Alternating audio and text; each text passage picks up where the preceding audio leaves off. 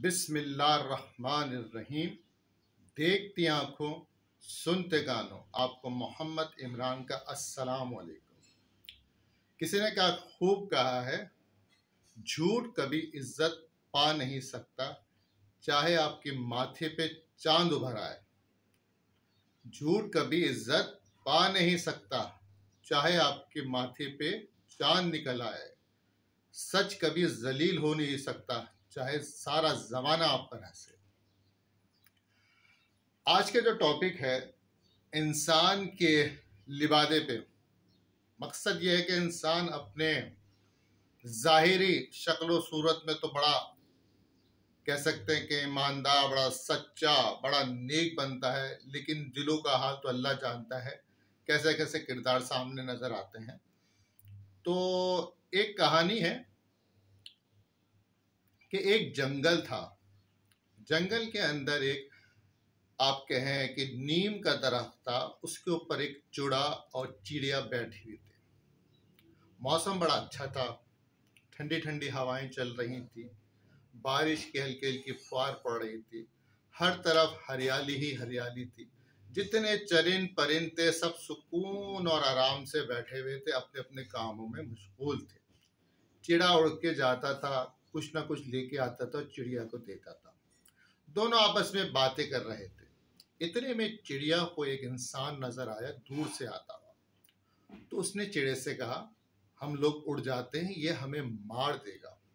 चिड़ा कहने लगा, नहीं, इसके कपड़ों से, इसकी शक्ल सूरत से तो बड़ा शरीफ आदमी लग रहा है, इसकी शक्ल पे बड़ी मासूमियत सी है, ये हमें मारेगा नहीं। खैर, दोनों फिर बातों में मशगूल हो जाते हैं।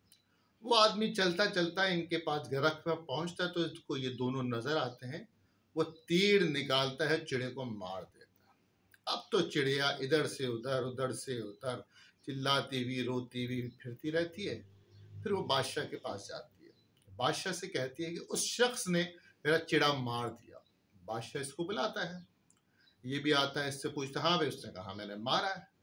फिर दोनों की बातें सुनने के बाद बादशाह ये डिसाइड करता है, चिड़िया से कहता है कि अब तुम्हारे पास सारा फैसला छोड़ता हूँ, जो तुम चाहो उसको सजा देनी चाहता। तो वो कहती है, चिड़िया, मैं इसको क्या सजा दूँ? मैं इससे यही कहूँगी कि ये शिकारी है तो शिकारी वाला लिबास पहने, ये शराफत का लिबादा उतार दे। आपको अपनी जिंदगी में बहुत सारे ऐसे लोग मिलते हैं जो शक्ल व सूरत से, अपने कपड़ों से, अपनी बातचीतों से, कुछ लोग तो इस्लाम को बदनाम भी कर रहे हैं कि दाढ़ी भी रखे हुए हैं, नमाज के निशानात भी हैं, सर पे टोपी है, लेकिन अमली तौर पर अब क्या कहूँ इसके बारे में। तो अल्लाह ताला हमें ऐसे लोगों के अजाब से, ऐसे लोगों से मिलने से बचाए और हमारे लिए आसानियां पैदा करे। यूसुफ साहब का एक बड़ा अच्छा तहरीर पढ़ रहा था कल मैं। वो लिखते हैं कि हमारे एक दोस्त स्कूल टीचर थे, उनके स्कूल में सेंटर पढ़ा। उन्हीं के एक दोस्त थे जिनके बेटे का सेंटर उस स्कूल में पढ़ा। उन्होंने कहा, यार बेटे का एग्जाम तुम्हारे स्कूल में हो रहा है, इसका जरा ख्याल रखो। उन्होंने कहा अच्छा। 2-3 दिन तो उनको मौका नहीं लगा। जिस दिन इस्लामियात का पेपर था उस दिन उनको उसकी क्लास में जाने का मौका लगा। ये बच्चे की तरफ देखते हैं और देखते हैं कि यार किसी को बुरा भी ना लगे और को मैं बदनाम भी ना हूँ। उसके पास खामोशी से जाके उससे पूछते हैं, कोई मसला तो नहीं है? बच्चा कह रहा, नहीं कोई मुश्किल तो नहीं है, बस 3 अजीम पैगंबरों के नाम मुझे बता दें।